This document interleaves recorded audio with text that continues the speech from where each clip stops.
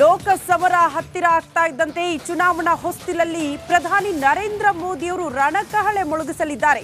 ರಾಜ್ಯಕ್ಕೆ ನಾಲ್ಕು ಬಾರಿ ಒಂದೇ ತಿಂಗಳಲ್ಲಿ ಭೇಟಿ ನೀಡಲಿಕ್ಕಿದ್ದಾರೆ. ಮ್ಯಾರಥಾನ್ ಸಮಾವೇಶದ ಆಯೋಜನೆಯಾಗಿದೆ ರಾಜ್ಯದಲ್ಲಿ. ಮಾರ್ಚ್ 15ರಂದು ಕೋಲಾರ, ಮಾರ್ಚ್ 17ರಂದು ಶಿವಮೊಗ್ಗ, ಮಾರ್ಚ್ 18ರಂದು ಬೀದರ್ನಲ್ಲಿ ಚುನಾವಣಾ ರಣಕಹಳೆ. ಮಾರ್ಚ್ 19ರಂದು ಧಾರವಾಡದಲ್ಲಿ ಬೃಹತ್ ಸಮಾವೇಶವನ್ನ ಏರ್ಪಡಿಸಲಾಗಿದೆ. ಲೋಕಸಭಾ ಚುನಾವಣೆ ಹಿನ್ನೆಲೆಯಲ್ಲಿ ವಿವಿಧ ಕಾರ್ಯಕ್ರಮಗಳ ಆಯೋಜನೆಯಾಗಿದೆ. ಸಮಾವೇಶಗಳಲ್ಲಿ ಪ್ರಧಾನಿ ನರೇಂದ್ರ ಮೋದಿ ಅವರು ಅಭ್ಯರ್ಥಿಗಳ ಪರವಾಗಿ ಮತಯಾಚನೆ ಮಾಡಲಿಕ್ಕಿದ್ದಾರೆ.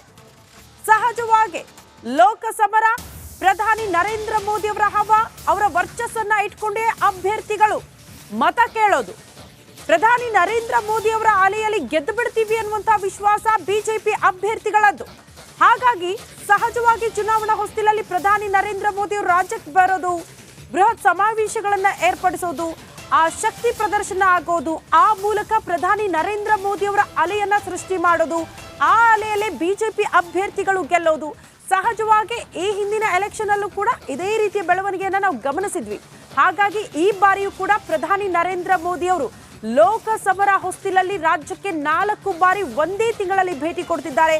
ಮಾರ್ಚ್ನಲ್ಲೇ ಈಗ 4 ಬಾರಿ ಭೇಟಿಯಾಗಿ ಬೃಹತ್ ಸಮಾವೇಶಗಳ ಆಯೋಜನೆ ಆಗುತ್ತೆ. ಆ ಮೂಲಕ ಶಕ್ತಿ ಪ್ರದರ್ಶನ ಆಗುತ್ತೆ. ಪ್ರಧಾನಿ ನರೇಂದ್ರ ಮೋದಿ ಅವರ ಅಲೆ ಸೃಷ್ಟಿ ಮಾಡೋದಕ್ಕೆ, ಬಿಜೆಪಿ ಅಲೆ ಸೃಷ್ಟಿ ಮಾಡೋದಕ್ಕೆ ಎಲ್ಲಾ ರೀತಿಯ ಸಿದ್ಧತೆಗಳಾಗ್ತಾ ಇದೆ ಬಿಜೆಪಿ ಪಾಳ್ಯದಲ್ಲಿ ಅನ್ನೋದರ ಡೀಟೇಲ್ ಸಿಗ್ತಾ ಇದೆ.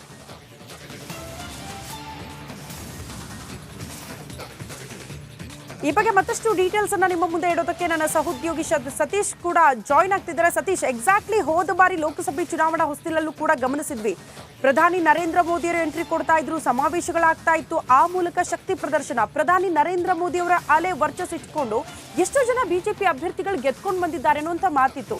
ಈ ಬಾರಿ ಕೂಡ ಅದು ರಿಪೀಟ್ ಆಗ್ತಾ ಇದೆಯಾ?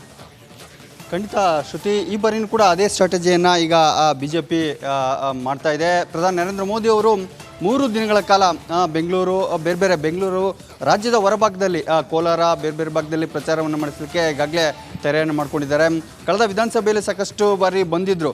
ಲೋಕಸಭೆ ಚುನಾವಣೆ ಬೇರೆ, ವಿಧಾನಸಭೆ ಚುನಾವಣೆ ಬೇರೆ. ಹೀಗಾಗಿನೇ ಲೋಕಸಭೆ ಚುನಾವಣೆಯಲ್ಲಿ ಬಿಜೆಪಿಗೆ ಪ್ಲಸ್ ಆಗುತ್ತೆ ಅನ್ನೋದು ಬಿಜೆಪಿ ಸ್ಟ್ರಾಟಜಿ. ಹೀಗಾಗಿನೇ ಬೇರೆ ಕಡೆಗಳಲ್ಲಿ ಪ್ರಧಾನಿ ಅವರು ಪ್ರಚಾರವನ್ನು ಮಾಡ್ತಾ ಇದ್ದಾರೆ. ಆ ಮುಖಾಂತರ ಜನರ ಮನಸ್ಸನ್ನು ಬಿಜೆಪಿ ಕಡೆ ಸೆಳೆಯುವಂಥದ್ದು ಒಂದು ಸ್ಟ್ರಾಟಜಿಯನ್ನು ಮಾಡ್ಕೊಂಡಿದ್ದಾರೆ. ಲೋಕಸಭೆ ಚುನಾವಣೆಯಲ್ಲಿ ಸುಮಾರು 28 ಕ್ಷೇತ್ರ ಗೆಲ್ಲುವ ಒಂದು ಸ್ಟ್ರಾಟಜಿಯನ್ನು ಮಾಡ್ಕೊಂಡಿದ್ದಾರೆ. ಬಿಜೆಪಿ ಮತ್ತು JDS ಮೈತ್ರಿ ಅಭ್ಯರ್ಥಿಗಳು 28 ಗೆಲ್ಲಬೇಕು. ಆ ನಿಟ್ಟಿನಲ್ಲಿ ಪ್ರಧಾನಿ ಮೋದಿ ಅವರನ್ನ ಕರೆಸಿ ಅವರ ಮುಖಾಂತರ ಜನರನ್ನ ಬಿಜೆಪಿ ಕಡೆ ಒಲಿಸ್ಕೊಬೇಕು ಅನ್ನೋದು ಒಂದು ಸ್ಟ್ರಾಟಜಿ. ವಿಧಾನಸಭೆ ಚುನಾವಣೆಯಲ್ಲಿ ಕಾಂಗ್ರೆಸ್ 30 ಸ್ಥಾನ ಗೆದ್ದಿತ್ತು. ಅದರ ಒಂದು ಎಫೆಕ್ಟ್ ಲೋಕಸಭೆ ಚುನಾವಣೆ ಮೇಲೆ ಆಗಬಾರ್ದು, ಅದರ ಪ್ರಭಾವ ಇಲ್ಲದೆ ಬಿಜೆಪಿ ಹೆಚ್ಚಿನ ಸ್ಥಾನವನ್ನು ಗೆಲ್ಲಬೇಕು. ಗ್ಯಾರಂಟಿಗಳು ಕಾಂಗ್ರೆಸ್ನ ಪ್ರಮುಖ ಅಸ್ತ್ರ ಆಗಿದೆ. ಅದನ್ನೆಲ್ಲವನ್ನು ಮೀರಿ ಬಿಜೆಪಿ ಕಡೆ ಜನರನ್ನು ಸೆಳೆಯಬೇಕು ಅನ್ನೋ ನಿಟ್ಟಿನಲ್ಲಿ ಪ್ರಧಾನಿ ಮೋದಿ ಅವ್ರನ್ನ ಈಗ ಪ್ರಚಾರಕ್ಕೋಸ್ಕರ ಕರೀತಾ ಇದ್ದಾರೆ. ಸದ್ಯಕ್ಕೆ ಈಗ 3 ಕಡೆ ಪ್ರಚಾರ ಮಾಡ್ತಾ ಇದ್ದಾರೆ. ಚುನಾವಣೆ ಘೋಷಣೆ ಆದ ಬಳಿಕ ಮತ್ತಷ್ಟು ಬಾರಿ ಪ್ರಧಾನಿಯವರು ಬೆಂಗಳೂರು ಬೇರೆ ಭಾಗಗಳಿಗೆ ಬಂದು ಪ್ರಚಾರವನ್ನು ಮಾಡಲಿಕ್ಕಿದ್ದಾರೆ. ಶ್ರುತಿ, ಸತೀಶ್, ಧನ್ಯವಾದಗಳು ತಮ್ಮೆಲ್ಲ ಮಾಹಿತಿಗೆ. ಎಕ್ಸಾಕ್ಟ್ಲಿ ಇದು ಪ್ರಧಾನಿ ನರೇಂದ್ರ ಮೋದಿ ಅವರ ಅಲೆ ಸೃಷ್ಟಿಯಾಗುವುದಕ್ಕೆ ಕೌಂಟ್ಡೌನ್ ಸ್ಟಾರ್ಟ್ ಆಗಿದೆ. ಬೃಹತ್ ಸಮಾವೇಶಗಳಾಗುತ್ತೆ. ಅಭ್ಯರ್ಥಿಗಳ ಪರವಾಗಿ ಮತಯಾಚನೆ ಮಾಡಿದ್ದಾರೆ ಪ್ರಧಾನಿ ನರೇಂದ್ರ ಮೋದಿ.